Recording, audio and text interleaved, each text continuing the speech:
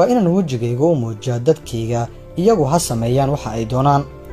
tani macnaheedu ma ahan dhimasho, mana jirto cid ku dhimanaysa. kubadda cagta waa raaxo oo kaliya. kadib hadalladaasi waxa uu dunida sii joogay maalmo yar oo kaliya. maalinkii labaad ee bisha July sanadii 1994 waxay u ahayd maalin mugdi ah dadka reer Colombia iyo guud ahaan kubadda cagta caalamka. waana maalin ilaa iyo hadda aan la iloobin.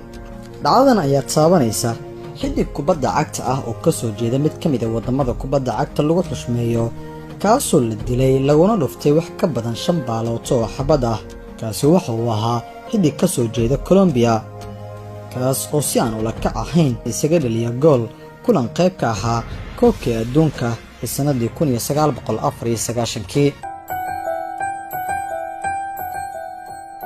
tani waxay ahayd dhacdo naadir ah oo aan la filaynin in kubadda cagta ay dilaan noqon karto, mana aysan noqon lahayn wax lagu mashquulo haddii ay dhacdadan ka dhalanayso. qisadan waxay ku laabanaysaa koobkii adduunka ee sanadkii 1994.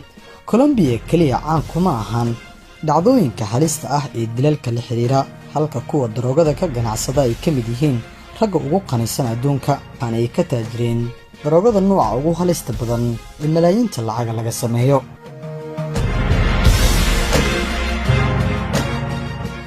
xiddiga la dilay magaciisu waa Andres Escobar. waxa uu dunida ku soo biiray 13 March sanadii 1967 isagoo ku dhashay halka loo yaqaano Medellin oo dalkiisa hooyo ee Colombia ku taala. mana uusan jirin xiddig isaga ka waxtar badan xanaan ahaan oo difaaca Colombia ka ciyaaraya, balse waa la dilay mid ka mid ah maalmihiisii nolosha, weliba si aan naxariis lahayn. dalalka qaranka Mareykanka iyo Colombia ayaa ku wada kulmay ciyaar kubadda cagta oo qayb ka ahayd koobkii adduunka ee sanadii 1994. labada xul qaran ayaana mid walba uu doonayay in dhaqaaq la yaab leh uu sameeyo si uu gruubka hoggaanka ugu dhawaan lahaa, maadaama Romania ay ahaayeen kuwa hogaaminaya gruubkaasi. Escobar oo ka mid ahaa difaacii Colombia ayaa iska dhaliyay gool, balse sidee buu ku yimid in isaga uu gool iska dhaliyo?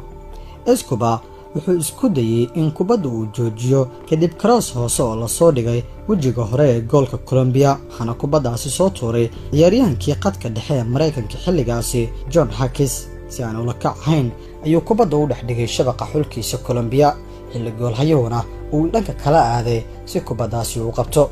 xulka qaranka Mareykanka ayaa kulankaasi ku badiyay 2 gool iyo gool, waxaana ay Colombia isaga soo hareen koobkii adduunka. Escobar waxa uu go'aansaday inuu ku laabto Colombia halkii uu booqan lahaa eheladiisa oo ku noolaa Las Vegas. waxaa soo gaartay hanjabaadyo badan in la dilayo, balse wuu iska indhatiray, mana uusan qabin wax walwal ah. waxa uuna si geesinimo leh u yiri, waa inaan wajigayga u muujiyo dadkayga iyagu ha sameeyaan waxa ay doonaan. kubadda cagta ma ahan sida ciyaarta la dagaalanka dibiyada ee dhimashada ay ka dhalan karto. tani macnaheedu ma ahan dhimasho, mana jirto cid ku dhimanaysa. kubadda cagta waa raaxo oo kaliya.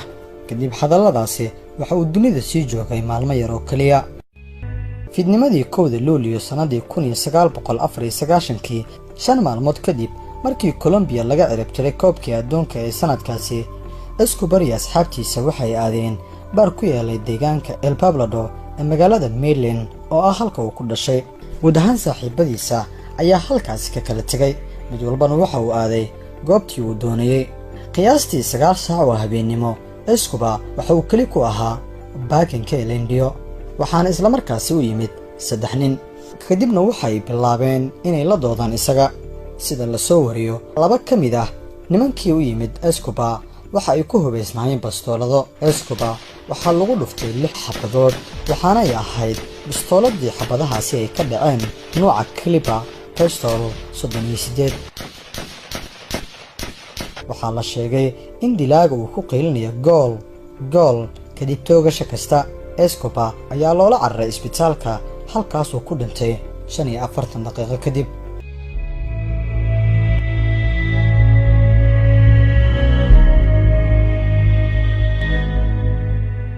Humberto Castro Munoz ayaa la isku raacay in falkani uu ka dambeeyay, waxaana lagu xukumay kadib dhacdadaasi 43 sano oo xabsi ah, balse xabsiga ayaa laga sii daayay sanadii 2005 kadib markii uu muddo badan xirnaa.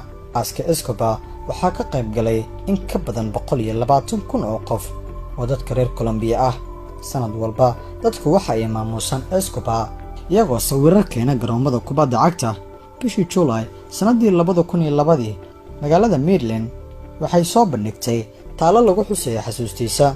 Colombia iminka way ka soo raynaysaa sidii hore. Colombiyada casriga ah waxaa loo arkaa mid horumar badan sameynaysa dhanka kubadda cagta, balse dhacdooyinka taariikhda ku qoran ayaa waddanka Colombia ka dhigtay dal ceebaysan oo sal iyo raad aan ku lahayn xushmada iyo raaxada kubadda cagta. haddaba daawade, fikir noocee ah ayaad ka qabtaa in shakhsi gool iska dhaliyay xabado lagu dhufto isla markaana nafta la dhaafiyo? miyuuse ku sahnaa xidiga inuu kalsooni ku qabo in dadka uu ka soo jeeday reer Colombia aysan ku degdegaynin inay dili karaan maadaama uu la kulmay hanjabaad, balse uu isiri dadka dalkaaga ka soo jeeda kuma dili karaan oo waa ay ku badbaadin doonaan? fikradaadana inoogu reeb qaybta hoose ee commentiga. magacaygu waa Shaafici Maxamuud Nuur Shaafinho. aad iyo aad ugu mahadsan tahay daawashada muuqaalkan.